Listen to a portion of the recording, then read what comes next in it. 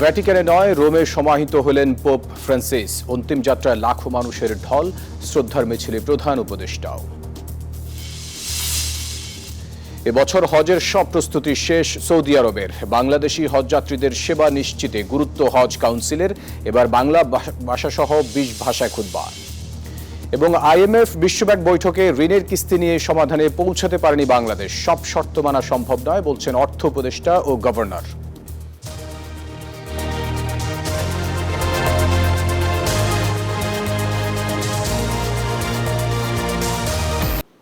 দর্শক স্বাগত প্রবাসী নিউজ 24 সংবাদে। পুরো সংবাদে আপনাদের সাথে আছি আমি ফয়সাল মাহমুদ। দেখছিলেন সংবাদ শিরোনামগুলি, এবারে পুরো খবর। শোকাহত লাখো মানুষের শ্রদ্ধায় সিক্ত হয়ে চিরনিদ্রায় শায়িত হলেন পোপ ফ্রান্সিস। তার অন্তিম যাত্রায় অংশ নেন বিশ্বের 1.5 শতাধিক দেশের প্রতিনিধি, রাষ্ট্র ও সরকার প্রধান। 1300 বছরের মধ্যে প্রথম ইউরোপীয় পোপ ফ্রান্সিসের বিদায়ে সৃষ্ট শোকের আবহ হয়ে ওঠে গভীর আর আবেগঘন। শনিবার সকালেই কফিনবন্দি মরদেহ ব্যাসিলিকার প্রধান দরজা দিয়ে বের করে এনে শুরু হয় অন্তিম প্রার্থনা। ততক্ষণে কানায় কানায় পরিপূর্ণ গোটা ভ্যাটিকান। জাতি, ধর্ম, বর্ণ নির্বিশেষে ব্যাসিলিকার চত্বর ছাড়িয়ে মূল সড়কে অবস্থান নেন প্রায় 2.5 লাখ মানুষ। বিশ্বের বিভিন্ন দেশের শীর্ষ নেতাদের মধ্যে উপস্থিত ছিলেন ট্রাম্প, বাইডেন, বিশ্বের তাবৎ বাঘা বাঘা নেতারা। পোপের যুদ্ধ বন্ধের আহ্বানে সাড়া না দিলেও কফিনের পাশে দাঁড়িয়ে চোখের জল ফেলেছেন কেউ কেউ। শোকের কাফেলায় প্রার্থী হয়েছে সঙ্গীত, রং ছড়িয়েছে লাল টুপি পরা শতাধিক কার্ডিনাল। প্রায় 1 ঘন্টা ধরে চলা প্রার্থনা সভা পরিচালনা করেন ইতালির 51 বছর বয়সী পুরোহিত বাত্তিস্তো রে। প্রার্থনা শেষে কয়েক কিলোমিটার পথের দুধার থেকে শ্রদ্ধা জানান কয়েক লাখ মানুষ। তার মৃতদেহ নিয়ে যাওয়া হয় সান্তা মারিয়া ব্যাসিলিকায়, যেখানে তাকে সমাহিত করা হয়।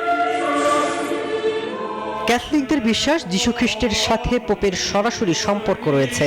তবে পোপ বিশ্বাস করেন ধর্মের স্বাধীনতা, চিন্তার স্বাধীনতা, অন্যের প্রতি শ্রদ্ধা ছাড়া শান্তি সম্ভব নয়। আর যুদ্ধ হানাহানি বন্ধের বার্তা দিয়ে চিরনিদ্রায় শায়িত হন গরিবের বন্ধু খ্যাত Pope Francis. Masud Rana, news 24।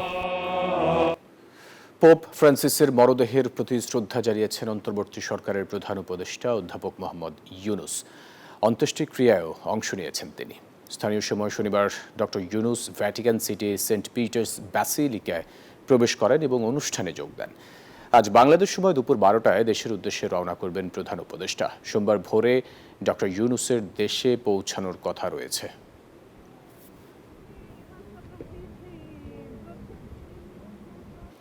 চাঁদ দেখার সাপেক্ষে আগামী 4 বা 5 জুন অনুষ্ঠিত হবে পবিত্র হজ। মুসলমানদের ব্যয়বহুল এই ইবাদতকে সামনে রেখে আগের চেয়ে উন্নত ও আধুনিক ব্যবস্থাপনায় হজ পালনে মক্কায় সব প্রস্তুতি শেষ করেছে সৌদি কর্তৃপক্ষ। নেওয়া হচ্ছে সর্বোচ্চ নিরাপত্তা ব্যবস্থা। এদিকে বাংলাদেশি হজযাত্রীদের বাড়ি ভাড়া সহ নানান প্রস্তুতি শেষ বলে জানিয়েছেন হজ কাউন্সিলর। সৌদি আরব থেকে মোহাম্মদ ফিরোজের তথ্য ছবিতে ডেস্ক রিপোর্ট।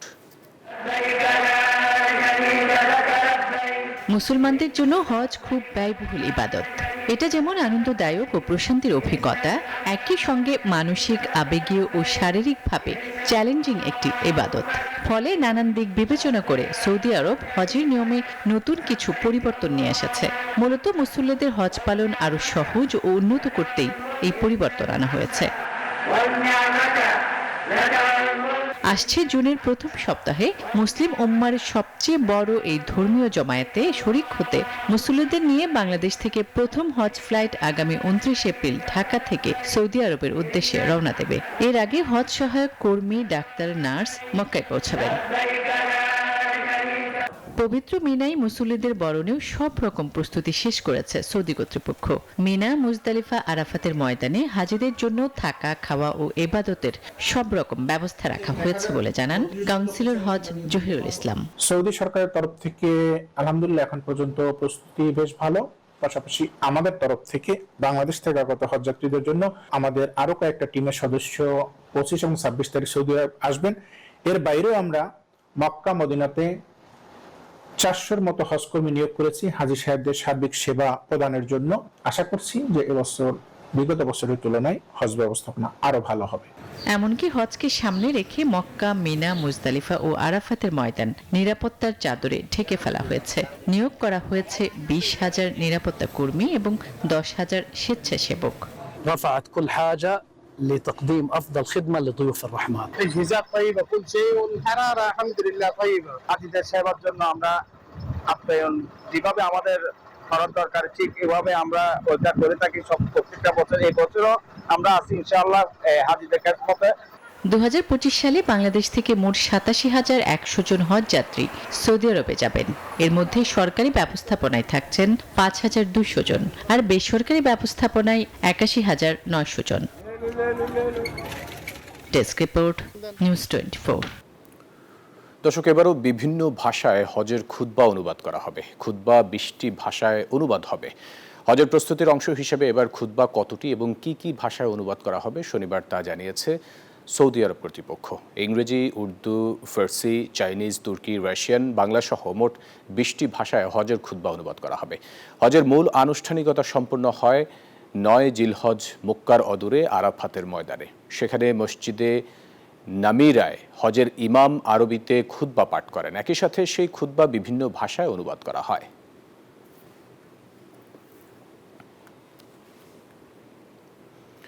দর্শক, সৌদি কর্তৃপক্ষের হজের প্রস্তুতির সম্পর্কে জানাতে জেদ্দা থেকে যুক্ত হচ্ছেন সহকর্মী মোহাম্মদ ফিরোজ। ফিরোজ, যেমনটি বলছিলাম সংবাদে, এবার হজে মুসল্লিদের সর্বোচ্চ সেবা নিশ্চিতে সৌদি কর্তৃপক্ষ নানা ধরনের উদ্যোগ নিয়েছেন। কি কি উদ্যোগ নিয়েছেন এবং এবার কি ধরনের সেবা পেতে পারেন হাজিরা?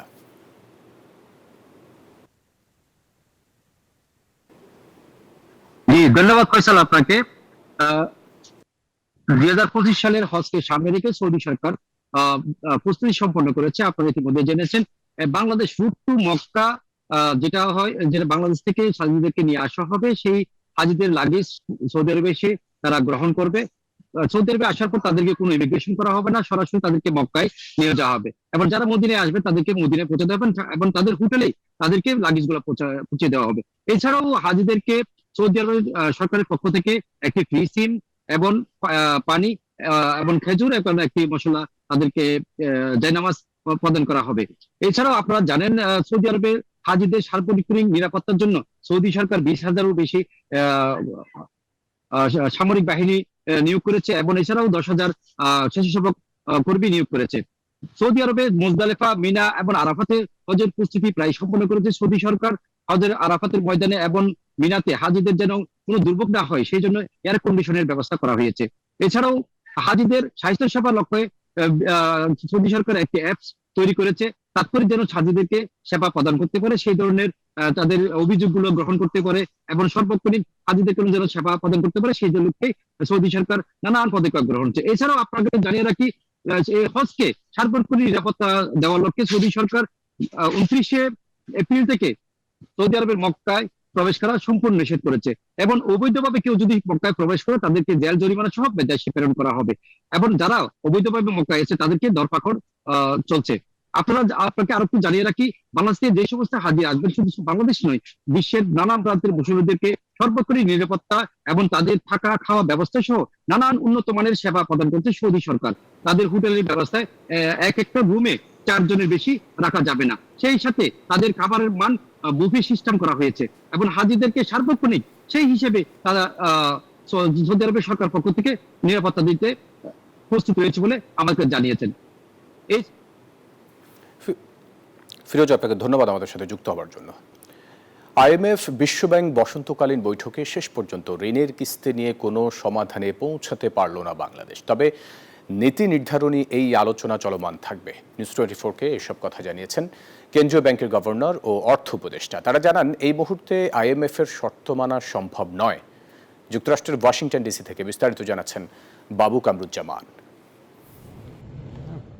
আর্থিক খাতের মোড়ল 2 প্রতিষ্ঠান বিশ্বব্যাংক ও আইএমএফ আয়োজিত বসন্তকালীন বৈঠকের 5ম দিন।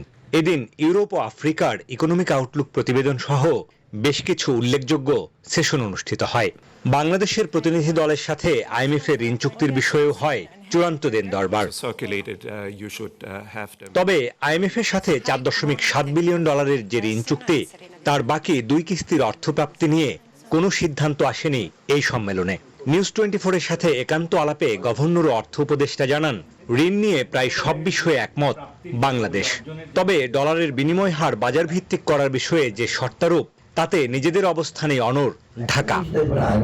শর্তটা দিয়েছে সেটা ওদের এই যে আমাদের ম্যাক্রোইকোনমিক স্টেবিলিটি সম্পর্কে, কিন্তু অলরেডি আইএমএফ এর অর্থ ছাড়া এখন সামষ্টিক স্টেবিলিটি অনেক ভালো। তাদের সাথে ঐক্যমত না হলে যে আমাদের খুব একটা অসুবিধা হবে তাও না। আমরা কিন্তু কোনো ভঙ্গুর অবস্থায় এটা যদি না হয়, বাংলাদেশের অর্থনীতি যেভাবে চলছে সেভাবেই চলছে। আর্থিক ব্যবস্থা ও কর ব্যবস্থাপনা সংস্কার বিষয়ে আইএমএফ এর সাথে সম্পর্ক চলমান থাকবে। তবে আর্থিক খাতকে শক্তিশালী করতে বাজেট সহায়তা থেকে ধীরে ধীরে বেরিয়ে আসতে চায় সরকার। আমাদের কাছে যে শর্তগুলো গ্রহণযোগ্য হবে সেই শর্তের ভিত্তিতে আমাদের নেওয়ার কোনো কম্পালশন নিতেই হবে। আমরা তো শ্রীলঙ্কা হইনি, আমরা তো পাকিস্তানও হইনি, আমাদেরকে নিতেই হবে এবং কোনো অবস্থায় আমরা এই দিকটা কিন্তু আমরা বেশি করে ডিপেন্ডেন্ট বা পরনির্ভরশীলতা ছেড়ে আমরা যেন নিজেরাই সেটা উঠতে পারি, সেটা এবারের বৈঠকে বিশ্বব্যাংকের সাথে মোট $9.5 কোটি ঋণ চুক্তি করেছে বাংলাদেশ। আইএমএফ ঋণের বিষয়ে যে শর্ত জুড়ে দিয়েছে, তাতে নিজেদের অবস্থানে অনড় থাকবে বাংলাদেশ। তবে আলোচনা চলমান থাকবে, তাই শেষ পর্যন্ত অপেক্ষা করতে হবে আইএমএফ এর পরবর্তী নীতি নির্ধারণী বৈঠক ও সিদ্ধান্তের উপর। বাবু কামরুজ্জামান, নিউজ 24, ওয়াশিংটন ডিসি, যুক্তরাষ্ট্র। আমরা কজন সিডনি, অস্ট্রেলিয়ার আয়োজনে ইস্ট ক্যাম্বেলটাউন কমিউনিটি হলে অনুষ্ঠিত হলো বাংলা বর্ষবরণের অনুষ্ঠান। দেশীয় সংস্কৃতির রঙে রঙিন হয়ে ওঠে পুরো বর্ষবরণের আয়োজনটি। এই আয়োজনে ছিল নানান পিঠার পসরা, ছিল সাংস্কৃতিক অনুষ্ঠানও। এতে শুভেচ্ছা বক্তব্য রাখেন Campbelltown City councillor Masud Chowdhury, councillor Ibrahim Khalil Masud, শঙ্খনাদের সভাপতি গণেশ ভৌমিক, বাংলাদেশ অস্ট্রেলিয়া বুদ্ধিস্ট অ্যাসোসিয়েশনের সাধারণ সম্পাদক স্বদেশ বড়ুয়া, সন্তোষ বড়ুয়া, নারী সংগঠক জুই সেন পাল।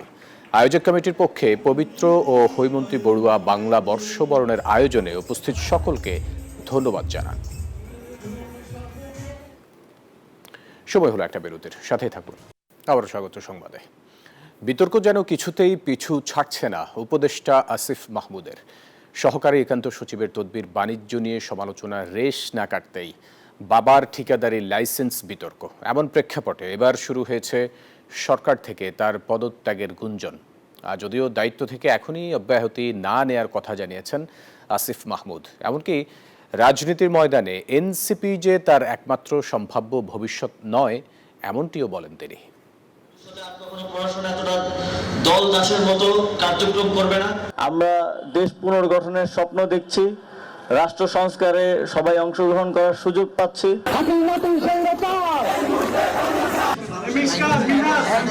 জুলাই অভ্যুত্থানে সম্মুখ সারিতে ছিলেন ঢাবি শিক্ষার্থী আসিফ মাহমুদ। সরকার পতনের পর জায়গা পান অন্তর্বর্তী সরকারের উপদেষ্টা পরিষদে। কাজ শুরু করেন স্থানীয় সরকার ও ক্রীড়া মন্ত্রণালয়ে। গেল 8 মাসে কখনো জুতা, আবার কখনো লাল কার্পেট ইস্যুতে একাধিকবার বিতর্কে জড়িয়েছেন এই উপদেষ্টা। বিতর্ক যেন কিছুতেই পিছু ছাড়ছে না তার। সহকারী একান্ত সচিবের তদবির ও নিয়োগ বাণিজ্য এবং বাবার ঠিকাদারি লাইসেন্স নিয়ে গেল কদিন ধরেই আবারও আলোচনায় তিনি। যদিও এসব বিষয়ে নিজে জড়িত নন বলে দাবি করেছেন আসিফ, চেয়েছেন ক্ষমাও। এসব ঘটনার ধারাবাহিকতায় প্রশ্ন উঠেছে উপদেষ্টা পদে তার বহাল থাকার যথার্থতা নিয়ে। সরকার থেকে অব্যাহতি নিচ্ছেন কিনা সাংবাদিকদের এমন প্রশ্নের মুখেও পড়েছেন তিনি। এমন তো অনেক কিছুই শোনা যায়, আমার তরফ থেকে কোনো সিদ্ধান্ত এখন পর্যন্ত হয়নি। জুলাই গণ অভ্যুত্থানে সামনে থেকে নেতৃত্ব দেওয়ার কারণে মানুষের একটা আকাঙ্ক্ষা তো আছে যে আমরা দেশের জন্য দীর্ঘমেয়াদে কাজ করি।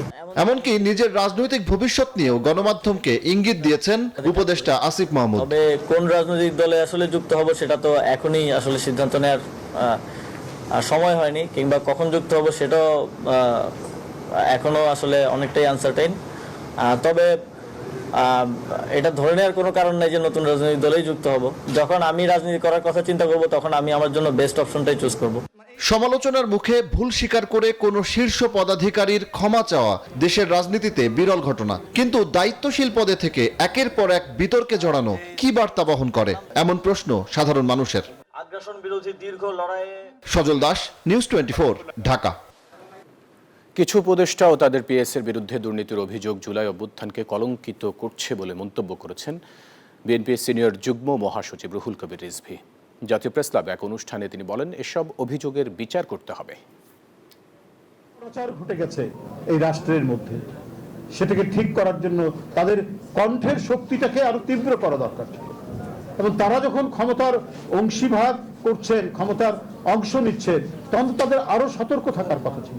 কেন তাদের এপিএস এর নামে শত কোটি টাকা দুর্নীতির অভিযোগ আসবে? কেন তারা বদলি বাণিজ্যের বিষয়ে তাদের অভিযোগ উঠবে? অন্তর্বর্তীকালীন সরকার দৃঢ় হাতে সেটা তো দমন করা দরকার ছিল।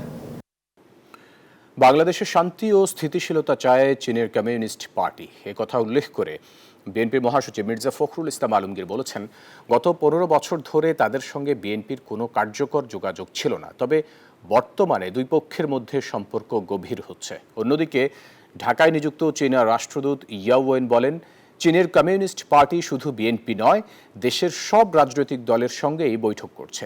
তিনি আরও জানান, নির্বাচন বাংলাদেশের অভ্যন্তরীণ বিষয়। শনিবার সন্ধ্যায় গুলশান হোটেল ওয়েস্টিনে এই বৈঠক অনুষ্ঠিত হয়। এতে বিএনপি মহাসচিব মির্জা ফখরুল ইসলাম আলমগীরের নেতৃত্বে দলটির 7 সদস্যের প্রতিনিধি দল অংশ নেয়। তারা সবসময় বাংলাদেশে একটা আপনার স্টেবিলিটি চায়, একটা সুস্থতা চায়, একটা শক্তিশালী বাংলাদেশ দেখতে চায়, আপনার সমৃদ্ধ দেখতে চায়, এবং দেশে একটা সার্বিক একটা ডেমোক্রেটিক এনভায়রনমেন্ট দেখতে চায়। Very good discussion and a very good meeting. It's your business and it's decided by people of Bangladesh. ইট কাঠ কংক্রিটের শহর ঢাকা রূপ নিচ্ছে তপ্ত শহরে। দর্শক, গত 15 বছরে ঢাকার তাপমাত্রা বেড়েছে প্রায় 5 ডিগ্রি সেলসিয়াস। বিশেষজ্ঞরা বলছেন, এবার ইতিহাসের সবচেয়ে বেশি তাপ প্রবাহ দেখা দিতে পারে। সূর্যের তাপ শোষণের পর্যাপ্ত ব্যবস্থা না থাকা এর মূল কারণ বলছেন তারা। ফলে দিন ও রাতের তাপমাত্রাও এখন কাছাকাছি। মাসুদ সুমনের প্রতিবেদন। দেশব্যাপী বয়ে যাচ্ছে মৃদু ও মাঝারি তাপপ্রবাহ। তপ্ত রোদে পুড়ছে নগরী, সবচেয়ে বেশি বিপাকে খেটে খাওয়া মানুষ। সহসায় সুখবর নেই আবহাওয়া অফিসের। গরমের মধ্যে তো মানুষটা শরবতটা টানে বেশি, শরবত, তারপরে পানি। আগে তো সারাদিন চালাইতাম, অনেক বেলা চালাইলে শরীর হাঁপায় যাবে। ভাই একটু গরম পড়েছে তো, আকাশটা একটু গরম করেছে, আমি ছায়ের মধ্যে ক্লান্ত হয়ে গেছি, ছায়ের মধ্যে দাঁড়ায় আছি। আমরা আশা করতেছি যে 27-28 তারিখের পরবর্তী সময়ে বৃষ্টিপাতের প্রবণতাটা বৃদ্ধি পাবে, তখন হয়তোবা দেখা যাবে যে তাপমাত্রা অনেকটা সহনশীল পর্যায়ে চলে আসবে।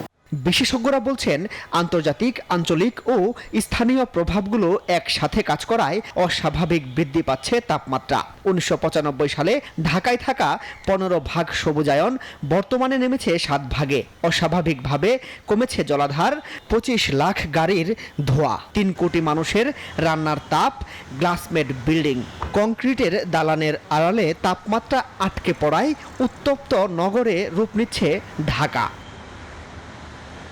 সব মিলিয়ে পরিবেশের চরম ক্ষতি করায় 15 বছর আগে মৌসুমে তাপপ্রবাহ 1 থেকে 2টি হলেও এখন বেড়ে দাঁড়িয়েছে 6টির উপরে। আয়কাল অতীতে সর্বোচ্চ 6 দিন হলেও গেল বছর টানা 19 দিনের রেকর্ড করে তাপপ্রবাহ। বিশেষজ্ঞরা বলছেন, অন্যান্য দেশে 1 ডিগ্রি তাপমাত্রা বাড়লেও বাংলাদেশে বেড়েছে প্রায় 5 ডিগ্রি। রাজধানীকে সবচেয়ে বেশি অবহেলা করায় ব্যবধান কমেছে রাত দিনের তাপমাত্রায়। এমন অবস্থায় এবার রেকর্ড পরিমাণ তাপমাত্রার শঙ্কা করছেন তারা। গত বছর যে তাপমাত্রা ছিল, এল নিনোর যদি ইফেক্টটা একই রকম থাকে এবং অন্যান্য ফ্যাক্টরগুলো তো একই রকমই আছে, বরং আরও খারাপ হয়েছে। সবুজের পরিমাণ কমেছে, জলাধার কমেছে, বরফের পরিমাণ কমেছে, আর সাথে সাথে যদি একই রকম ইফেক্টও এল নিনোর থাকে, তাহলে এইবারের রেকর্ড পরিমাণ তাপমাত্রা ফেস করার একটা ঝুঁকি তৈরি হচ্ছে। শুধু তাই নয়, এই বিশ্লেষক বলছেন, তাপপ্রবাহ বাড়লে তার প্রভাব পড়ে বায়ুতেও। তাপমাত্রা সবকিছুকে নিয়ন্ত্রণ করায় এমন চললে একটা সময় ঢাকা হয়ে যাবে বসবাসের অনুপযোগী। যেসব এলাকায় যেসব দেশে মরুময়তার দিকে গেছে বা মরুময় এনভায়রনমেন্ট আছে সেখানে এই প্রক্রিয়াতেই মরুময়তা যায়। আমরা এই তাপমাত্রার ঊর্ধ্বমুখী অবস্থায় যেভাবে যাচ্ছি, আগামী দিনগুলোতে তাপমাত্রা নিউট্রালাইজ না হয়ে না কমে এটি একটি চক্র, দুষ্ট চক্র, এটি আমাদেরকে শুধু বৃদ্ধি করবে।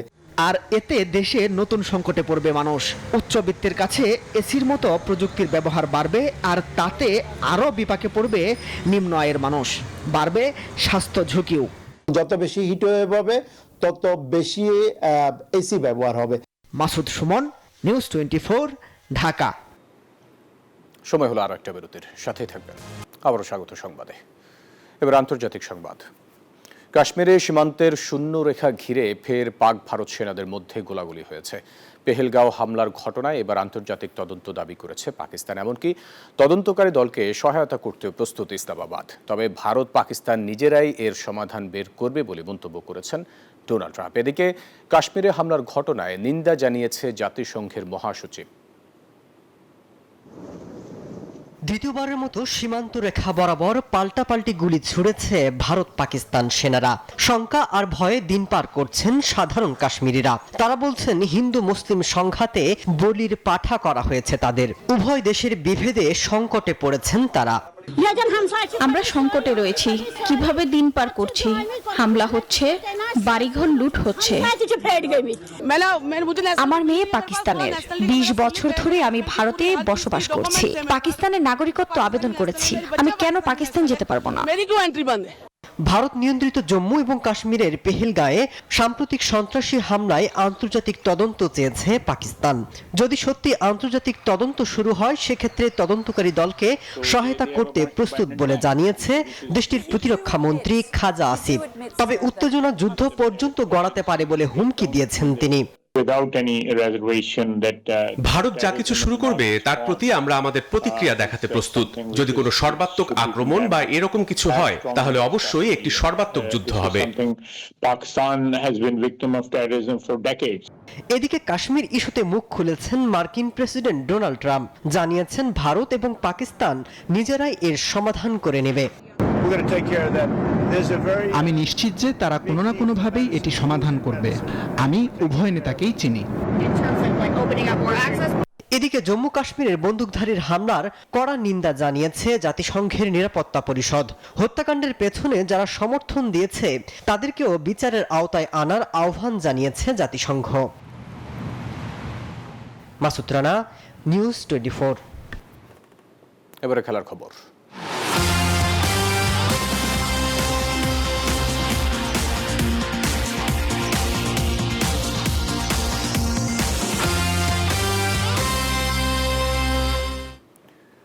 ঘরের মাঠে জিম্বাবুয়েকে হারানোর লক্ষ্য থাকলেও ঘরের মাটিতে হার দিয়ে সিরিজ শুরু করতে হয় বাংলাদেশকে। দ্বিতীয় টেস্ট খেলতে এখন চট্টগ্রামে দুই দল। 28 এপ্রিল দ্বিতীয় টেস্ট সামনে রেখে অনুশীলন করেছে টাইগাররা। এরই মধ্যে চট্টগ্রাম টেস্টের জন্য বাংলাদেশ দল ঘোষণা করা হয়েছে। প্রায় 2 বছর পর টেস্ট দলে ফিরেছেন আরামুল হক বিজয়। একই সাথে দলে জায়গা পেয়েছেন স্পিনার তানভীর ইসলাম। প্রথম টেস্টের দল থেকে বাদ পড়েছেন পেসার নাহিদ রানা এবং ব্যাটার জাকির হাসান। চট্টগ্রামে অনুশীলন শেষে জিম্বাবুয়ে ওপেনার বিন কারান জানান, নাজমুল শান্তদের হোয়াইট ওয়াশ করতে চান তারা। Obviously expecting Bangladesh to come really hard, and we're not just going to expect them to be an easy game.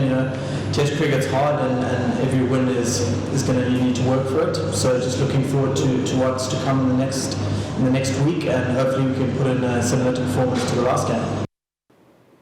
দর্শক, এই ছিল প্রবাসে নিউজ 24 সংবাদে। এতক্ষণ সাথে থাকার জন্য ধন্যবাদ সবাইকে।